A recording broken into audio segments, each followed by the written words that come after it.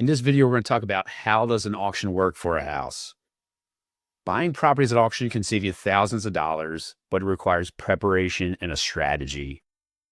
Buying these houses at auction also can be a straightforward process if you know what you're doing. And it's also going to involve a lot of different unique steps. And we're going to break down all those steps of how it works at buying properties on auction. So by the end of this video, you're going to be an expert on, how the auction property buying process works. You're going to know the foreclosure process A to Z. And then me and Paul are basically been doing this for decades, buying properties at auction. And we're going to take you behind the scenes and kind of guide you through the ways on how you could do this yourself today. So let's start off with first, why do houses even go to auction? And properties can go to auctions for multiple different reasons, right? The homeowner was no longer able to pay their mortgage payments, or they call it defaulted on their mortgage. And that kicks off the foreclosure process. And that usually then goes to a sheriff's sale, which is the county kind of courthouse. And if someone doesn't buy it there, the bank takes it back and becomes called a bank-owned property, also known as an REO property. And the bank then will sometimes put a property they own up for the auction because they're not in the business of owning homes. They're in the business of writing loans. And then another way to do it that's less known probably, but someone forgets to pay their property taxes, or I should say chooses not to pay their property taxes for a few years. There's tax sales out there that happen once or twice a year, depending by state and county. And these are called tax lien auctions. So basically auctions allow the seller, in most cases the bank, right, to sell quickly and give the buyers a chance to purchase it at below market prices. Paul, what types of property auctions do you see the most? I mean, I highlighted a few of them, but can you walk into the foreclosure auction, the tax lien auction, and the real estate auctions? Sure, we'll hit the foreclosure one first, which is states as a sheriff sale. Or your bank, you're buying at the courthouse steps, and this is when there's a mortgage on it, and the mortgage is filed for foreclosure, and that starts that whole process. So, and the next one would be a tax lien, and maybe there's no mortgage on the property, but the people forgot or didn't pay their taxes. Then that's a tax lien sale. There is no mortgage per se on it, but it could still go to sale eventually if this happens for too long, depending on the state or the county.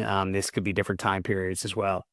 The other one is the real estate auctions, and there's tax deed sales, right? There's repository sales. Again, these are usually done at the county level as well.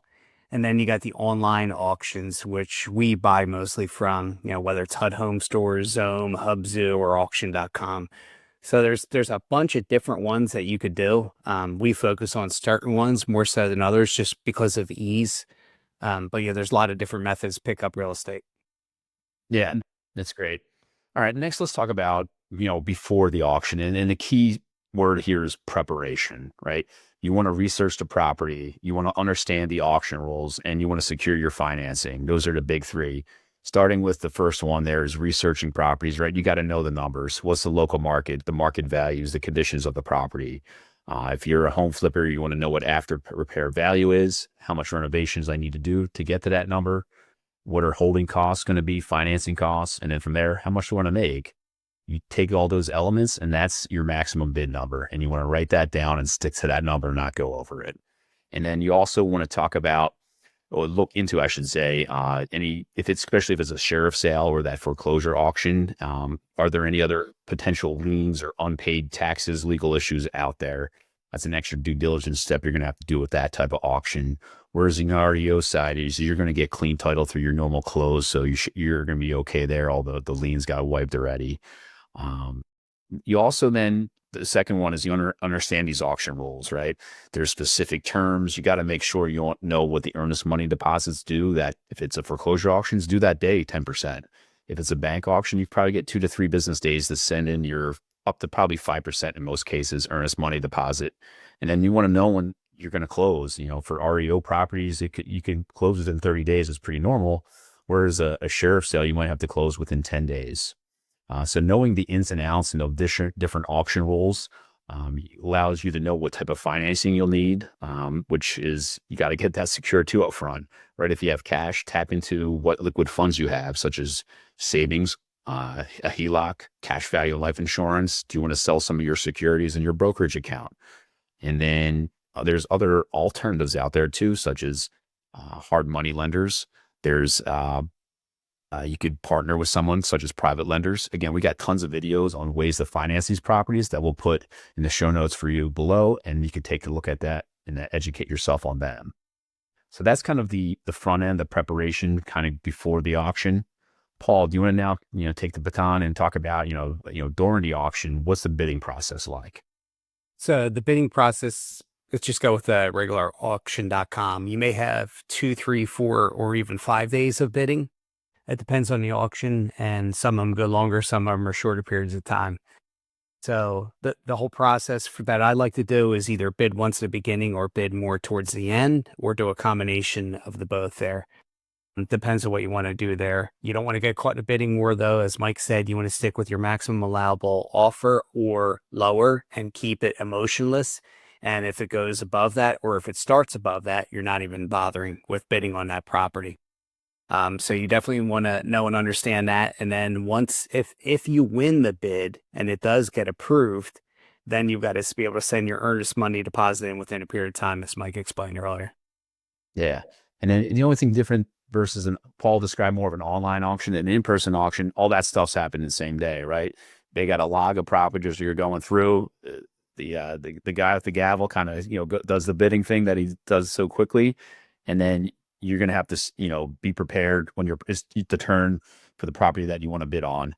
And the other, just a heads up, when you're doing bidding that day, sometimes some of these properties that you thought you would bid on or they get pulled off that day because if it's a tax sale, for an example, someone paid the back taxes. So that's, highlights of the what happens during the auction, the bidding process. Next, let's shift gears into, okay, after the auction, how do you close the deal? So the good news is, congrats, you're the highest bidder, right? You got the property. That's awesome. Your due diligence paid off. Now, how do you close it? And basically, the first step is, as we mentioned a little bit earlier, is now you got to pay the deposit. And if you're at the county courthouse, you're going to have to pay that day, that 10%. If you're at an online auction, you're going to get an email and you're going to have probably 2 to 3 business days to pay the initial earnest money deposit. For an online auction, you're going to have to complete a buyer's checkout form, essentially. And then you're going to have some paperwork due at that day too, at the courthouse if it's like a foreclosure or tax sale. And then pick your title company. That's very important. Use them to close on it. And for an REO example, you don't want to use the bank's REO title company. Use your own. They're going to support you. And then at closing, go through a traditional, title company or an attorney, depending on what state you're in. So you have proper transfer of ownership over, and making sure that you have clean title. You're not inheriting any unexpected liens, judgments on the property that will come down as surprises later on and potentially wipe out a deal. So let's go to now the risks and some of the rewards of buying at auctions. And I'll start with some of the risks, Paul. I'll play bad cop. You want to play good cop. You want to talk about the rewards. And so for some of the risks, right, there's limited information, especially at the sheriff's sale. They're just posting an address. You're going to have to drive up there and do your own due diligence. There's no photos online to look at a tax sale or an online auction. That's a very more manual process. Whereas an online bank auction, they'll at least put some photos on the property sometimes, sometimes not, and they'll have more information just online for you. There's also, just be aware of, hitting cost out there. The biggest one I want to make people aware of on like an online property auction is a buyer's premium. Sometimes they could be as high as 5% of purchase price. So if you're buying a house for $100,000, you're going to get charged another $5,000, and that's going to go to the auction company. That's how they, make some of their money there on the sale side. So be aware of that when determining your values, because that can eat into your profit, obviously. And then sometimes there's just tight deadlines. You got to be aware of the different tax sales, foreclosure auctions, online auctions. When do I need the chunk of that payment due after initial payment? So, Paul, those are some of the big kind of risk of buying an auction to make people aware of. What are some of the rewards? Some of the rewards are you can get something with some equity in it, right? You can get a below market value property that you can't necessarily get a regular one on the MLS. The other thing is, if it's a regular old traditional bank REO, you're going to get it with clean title. You're not going to have to worry about any back taxes, back HOA dues, or anything like that, though. And you may be able to get into the property. In a lot of instances with bank REOs, you can go into the property, and then you'll have a really good idea of what kind of renovations are needed, what it needs to get up to spec. And that's a huge benefit, right? Compared to a sheriff sale where you have all these tight deadlines and you can't necessarily get into the property. So the different types of auctions do give different benefits and rewards. As Mike was explaining, like the sheriff sale, the courthouse steps, you could get a bigger margin there on that because of all the steps all the issues that he talked about.